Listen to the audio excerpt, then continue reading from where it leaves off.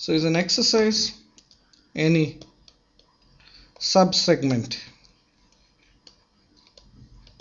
of a geodesic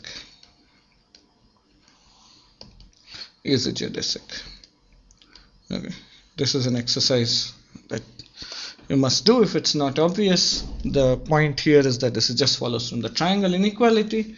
So gamma from R to X is a geodesic if gamma from restricted to AB is a geodesic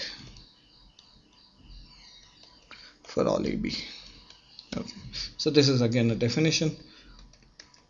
So the fact that restricting geodesics to subsegments gives you geodesics allows you to define geodesics in this manner for infinite or even half infinite domains of definition.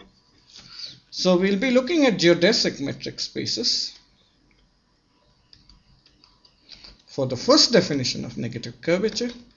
So these are the facts. So X definition here is that X is a geodesic metric space. Assume that it's a complete metric space if there are geodesics between every pair of points. So for all PQ in X, there exists gamma mapping 0, 1 to X geodesic such that gamma 0 is P and gamma 1 is Q. Interestingly, there is a characterization of this. It's that there is a midpoint between P and Q for all P and Q. There's a point R, so that this distance and this distance, this is half distance PQ. Okay, and this is also half distance PQ.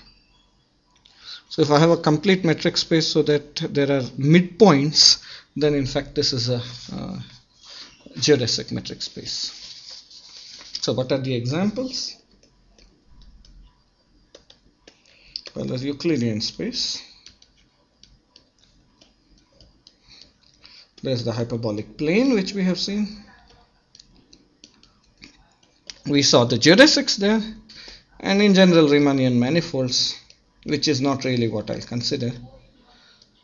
Okay, but to make this clear, let's look at a couple of non-examples. So the first one is if I took S1 with distance between Z1 Z2 is mod Z1 minus Z2.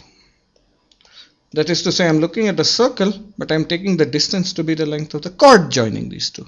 Well, in that case, this chord is strictly shorter than the arc joining these two. So it's not a geodesic metric space. As you see, you can fairly easily correct this. Okay, that is, you change your distance to the length of the arc, and that hasn't changed much. And often we can make things geodesic metric spaces. That's why it's a reasonable assumption to make.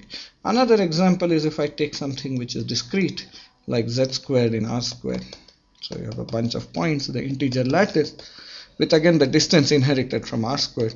Well, here there are no paths at all, so you can't correct it so easily, but instead you can embed it in a, so you just embed here in a geodesic metric space in this situation. Okay, so this was as a background.